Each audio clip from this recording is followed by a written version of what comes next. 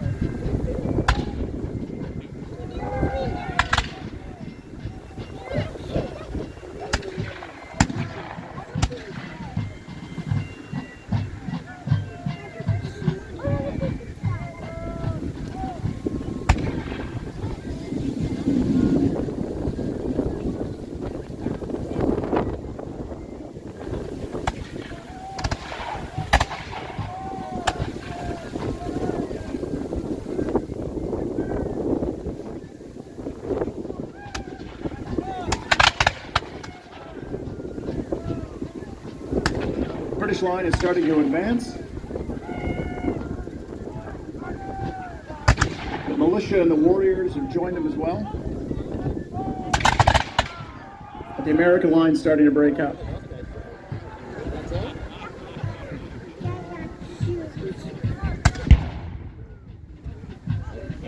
At this point in the battle, some of the Americans start heading down to the village, hoping there'll be boats to board.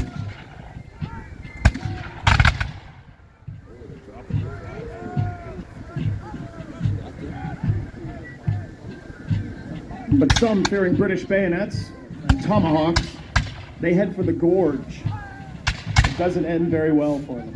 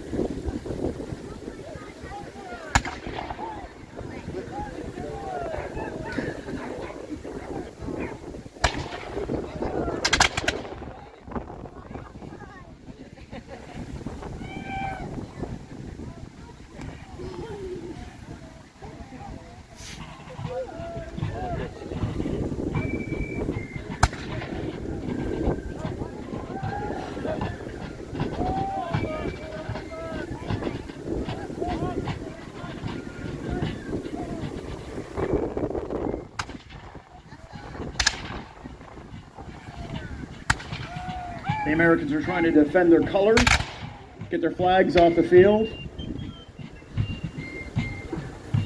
but it's not going to end well for the American Army on October the 13th. The British would close with the bayonet. And that American colonel, Winfield Scott, a couple of times he tries to surrender. The shooting keeps going on. And even though he'll become a prisoner of war, he'll be exchanged and he'll come back again to Canada a couple of more times. So if we have any American visitors here, it doesn't end well for the U.S. Army here. But Winfield Scott goes on to win the Battle of Chippewa 2 years later. Many years later, he marches into Mexico City and adds 10 stars to the U.S. flag. And eventually is the commander of the whole U.S. Army at the start of the U.S. Civil War, when he tells President Lincoln 2 pieces of advice. You're going to have to surround the South like an anaconda, and you want this guy named Robert E. Lee to command the Northern armies, and then he retired. So I like to tell American visitors that on this field here, we taught Winfield Scott how to do his job properly, and then he went and picked on Mexico.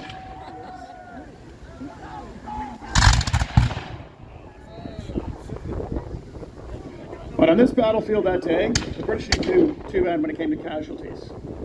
They lost the general and the young lieutenant, the Canadian Lieutenant Colonel Macdonell. They had 75 officers and men killed and wounded. Believe it or not, the Americans did drag away some British prisoners. They lost about 21 taken prisoners. But the Americans had over 900 men captured, and the estimates of killed and wounded for the Americans goes as high as 500. The native warriors had 5 men killed, including 2 war captains, and about 12 men wounded. However, the death of Isaac Brock and John Macdonell had farther-reaching effects for the British side. Where one would normally expect a celebration of a victory, it was sadness. And General Shays reported the battle, commended his men, but lamented the death of Isaac Brock. And he wrote, "This brilliant success is, however, clouded by the ever-to-be-lamented death of Major General Brock. The zeal, ability, and valor with which he served his king and country render this a public loss that must be long deplored, and his memory will live in the hearts and affections of those who had an opportunity of being acquainted with his private work." So an American officer is presenting his sword.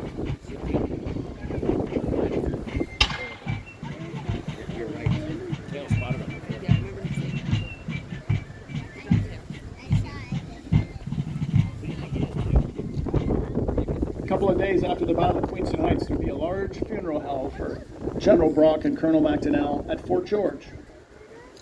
Tomorrow, ladies and gentlemen, on the 210th